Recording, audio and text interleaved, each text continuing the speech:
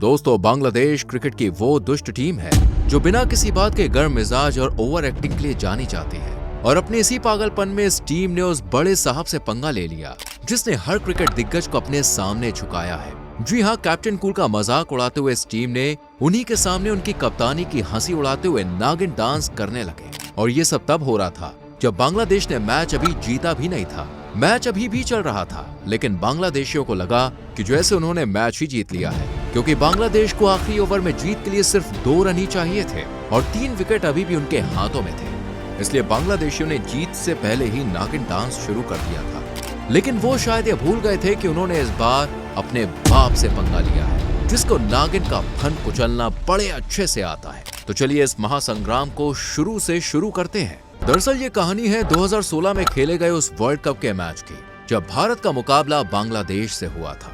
वही बांग्लादेश जिसकी आजादी के लिए भारत ने हर हद पार कर दी थी और उसके लिए पाकिस्तान की 90,000 से ज्यादा बड़ी आर्मी से लड़कर उसे एक राष्ट्र का दर्जा दिलाया था। लेकिन कहते हैं ना, चाहे किसी के लिए जान भी लगा दो, अगर उसकी फितरती घटिया है तो वो आपके किए गए एहसानों को पैरों तले रौंदते हुए आपको बेइज्जत करने का कोई भी मौका नहीं छोड़ेगा। बांग्लादेश की टीम ने भी एक भी मौका नहीं छोड़ा। जब जब उन्हें मौका मिला, उन्होंने भारत को हर संभव तरीके से अपमानित करने की पूरी कोशिश की। चाहे वो महेंद्र सिंह धोनी के बालों को पकड़कर उनका फोटो संपादित करके वायरल वीडियो बनाना हो, या फिर हमारे अंडर 19 टीम के खिलाड़ियों के साथ बेवजह बदतमीजी करके मारपीट पर उतर जाना हो। बांग्लादेश की इन हरकतों का अंदाजा तो आपको होगा ही। ये ऐसे कर्म थे जिनका नतीजा इनको भुगतना ही था। फर्क बस इतना था कि पहले ये दंड ऊपर वाला देता था, लेकिन इस बार नीचे वाले ने दे दिया। 2016 वर्ल्ड कप का वो मैच जो इंडिया और बांग्लादेश के बीच हुआ, आज भी बांग्लादेशियों की रातों की नींद उड़ा देता है। ठीक इसी तरह का घमंड लेकर बांग्लादेश की टीम भारतीय टीम को बल्लेबाजी करने के लिए न्योता देती है। भारत की ओर से रोहित शर्मा और शिखर धवन पारी की शुरुआत करने आते हैं। शुरुआती ओवर्स में वो पूरी तरह से संघर्ष करते हैं और बेहद धीमी शुरुआत के कारण भारत पहले 2 ओवर्स में मुश्किल से 9 रन और पहले 5 ओवर में औसतन 6 रन से भी कम सिर्फ 28 रन ही बोर्ड पर लगा पाता है। लेकिन अगले ही ओवर में रोहित शर्मा और शिखर धवन ने एक छक्का लगाकर रन रेट को तेज करने की पुरजोर कोशिश की। 4 गेंदों में 13 रन बन चुके थे, लेकिन 5वीं गेंद पर भारत को पहला बड़ा झटका लगा जो रोहित शर्मा की पारी को चकनाचूर कर देता है। रोहित के आउट होने के बाद विराट कोहली बल्लेबाजी के लिए आते हैं और साथ में भारत के लिए दूसरा भयानक संकट भी आ जाता है। अगले ही ओवर में शिखर धवन भी एलबीडब्ल्यू आउट करार दिए जाते हैं। एकदम से 2 विकेट गिरने से बांग्लादेशियों का घमंड 7वें आसमान पर चढ़ चुका था। विराट और रैना भारतीय पारी को आगे बढ़ा रहे थे, लेकिन बांग्लादेशी गेंदबाजों ने इन दोनों को बड़े शॉट खेलने से पूरी तरह से रोक रखा था। परिणाम स्वरूप 10 ओवर्स के बाद भारत 2 विकेट गंवाकर महज 56 रन बना सका। लेकिन 11वें ओवर से भारतीय बल्लेबाजों ने आक्रामक तरीके से बड़े शॉट्स लगाना शुरू कर दिया। सुरेश रैना ने इस ओवर में जोरदार छक्का लगाकर रन रेट को तेजी से सुधारने की कोशिश की, लेकिन तभी टीम इंडिया के किंग विराट कोहली भी बांग्लादेशी गेंदबाजों के शिकार बन जाते हैं।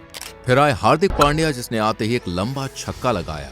रैना और हार्दिक ने यहाँ से कुछ बड़े शॉट्स तो खेले, लेकिन अपनी पारी को बड़ा कोई भी नहीं कर पा रहा था। और तभी रैना भी पवेलियन लौट जाते हैं और भारतीय पारी पूरी तरह से लड़खड़ा जाती है। पहले हार्दिक पांड्या और उसके बाद युवराज सिंह के विकेट गिरने के बाद धोनी और जडेजा जैसे तैसे संघर्ष करके भारतीय टीम के स्कोर को 146 रनों तक पहुंचा देते हैं। अब बांग्लादेश को जीत के लिए सिर्फ 147 रनों की दरकार थी। भारत की पारी खत्म होती है और जब बांग्लादेशी खिलाड़ी मैदान से बाहर जा रहे थे तो उनके घमंड भरे जश्न मनाने के अंदाज से यही लग रहा था जैसे उन्होंने भारत को 146 रनों पर रोककर पहले ही मैच जीत लिया हो। इसी ओवर कॉन्फिडेंस और अकड़ के साथ बांग्लादेश की टीम 146 रनों का पीछा करने मैदान पर उतरती है। लेकिन असली खेल तो अब शुरू होना था।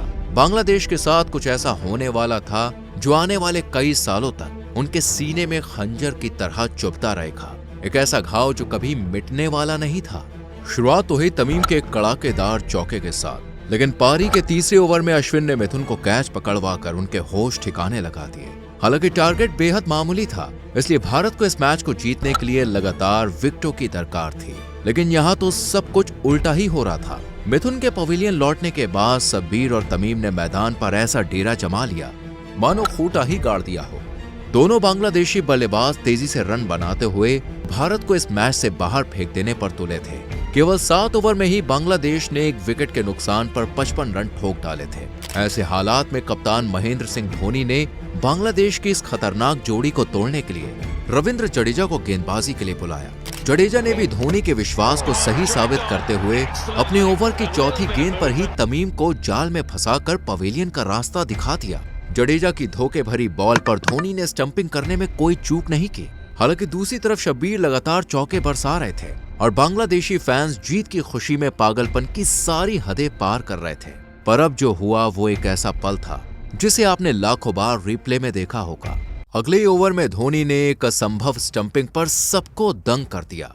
धोनी ने महज कुछ ही मिलीसेकंड्स में बेल्स गिरा दी थी जब शब्बीर का पैर क्रीज से जरा सा बाहर था। उस पल ने साबित कर दिया कि धोनी सिर्फ कप्तान नहीं बल्कि विकेट के पीछे के जादूगर भी हैं। इसके बाद यहां से शाकिब और मुर्तजा ने लंबी लंबी बाउंड्रीज ठोककर मैच को एक तरफा बना दिया। हालात इतने खराब हो गए कि हर बल्लेबाज जो मैदान पर आया वो लंबे शॉट्स खेलकर या तो बाउंड्री मारता या झटपट आउट हो जाता। 10वें, 12वें और 13वें ओवर में भारत को शब्बीर, मुर्तजा और शाकिब के रूप में 3 बड़े विकेट्स मिलते हैं। लेकिन फिर यहां से सौम्य सरकार ने बांग्लादेशी पारी को संभालते हुए आक्रामक तरीके से रन बनाने शुरू कर दिए, जिससे आखिरी 3 ओवरों में मात्र 27 रनों की जरूरत रह गई थी। लेकिन तभी सौम्य सरकार एक चौका जड़ने के बाद अगली ही गेंद पर अपना विकेट गंवा देते हैं और बांग्लादेशी फैंस की उम्मीद एक झटके में धराशायी हो जाती है। लेकिन अगले ही पल महमूदुल्लाह ने लगातार 2 करारे चौके जड़कर भारत की उम्मीदों पर जैसे पानी फेर दिया।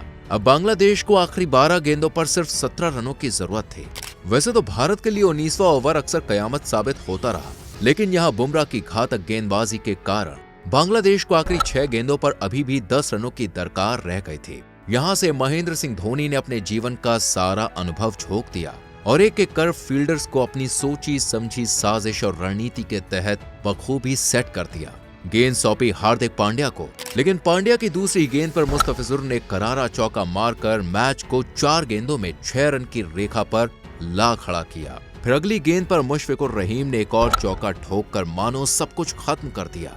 चौका मारते ही मुशफिकुर खुशी से उछलने लगा, जैसे कि उसने पहले ही जीत हासिल कर ली थी। अब बांग्लादेश को इतिहास रचने के लिए मात्र 3 गेंदों में 2 रनों की जरूरत थी। यहाँ एक सिंगल भी मैच को टाई करवाने के लिए काफी था। इस नाजुक मौके पर धोनी ने पांड्या से एक बार फिर से बात की और फील्ड को फिर से शातिराना ढंग से सेट किया। चौथी गेंद पर मुशफिकुर ने ठीक वही शॉट मारा जहां धोनी ने धवन को तैनात करके रखा था। गेंद सीधी धवन के हाथों में जा गिरी। अब भी बांग्लादेश को जीत के लिए 2 गेंदों में 2 रन और टाई के लिए 1 रन चाहिए था। 5वीं गेंद पर महमूदुल्लाह ने बड़ा शॉट खेलने की कोशिश की, लेकिन वहां जडेजा खड़े थे। मानो महमूदुल्लाह के लिए काल बनकर पिछली 2 गेंदों पर लगातार 2 विकेट गिरने से बांग्लादेश के हौसले पस्त हो गए थे। अब आखिरी गेंद पर उन्होंने टाई के लिए 1 रन और जीत के लिए 2 रनों की दरकार थी। रोमांच अपने शिखर पर था। हार्दिक पांड्या को धोनी से इस बार मैसेज स्ट्रेट था कि बॉल को बैट्समैन के आर्क से दूर रखो। धोनी अपने ग्लव्स उतार लेते हैं। This is the first time you see कि कोई कीपर बॉल को डालने से पहले ग्लव्स उतार चुका हो ताकि थ्रो करने में आसानी हो। ऐसे में पांड्या की आखिरी गेंद ने बैट्समैन को पूरी तरह से चकमा दे दिया। बैट्समैन ने रन के लिए दौड़ लगाई, लेकिन विकेट के पीछे धोनी चीते जैसी फुर्ती के साथ तैयार थे। उन्होंने गेंद को थ्रो करने के बजाय चीते की तरह छलांग लगाकर बैट्समैन को क्रीज पर पहुंचने से पहले गिल्लियां उड़ा दी। इस समय धोनी इतने शार्प और कॉन्फिडेंट थे कि वो थर्ड अंपायर का वेट भी नहीं करते हैं, डायरेक्ट आशीष नेहरा को कहते हैं आउट है। इस तरह धोनी की मास्टरमाइंड रणनीति के कारण भारत ने यह मैच जीत लिया और वर्ल्ड कप में बांग्लादेश जैसी छोटी टीम से हारने का कलंक अपने दामन पर लगने से बचा लिया। जो बांग्लादेशी अभी कुछ पल पहले तक मैदान पर नागिन डांस कर रहे थे, अब उनकी आंखों में केवल आंसू थे। टीम इंडिया ने उन्हें एक ऐसा जबरदस्त सबक सिखाया कि उनकी खुशी पल भर में गायब हो गई। तो दोस्तों, अगर आपको वीडियो पसंद आई हो तो इसे लाइक और शेयर करें और चैनल को सब्सक्राइब करके बेल आइकॉन प्रेस करें, जिससे आने वाली वीडियोस आपसे मिस ना हो।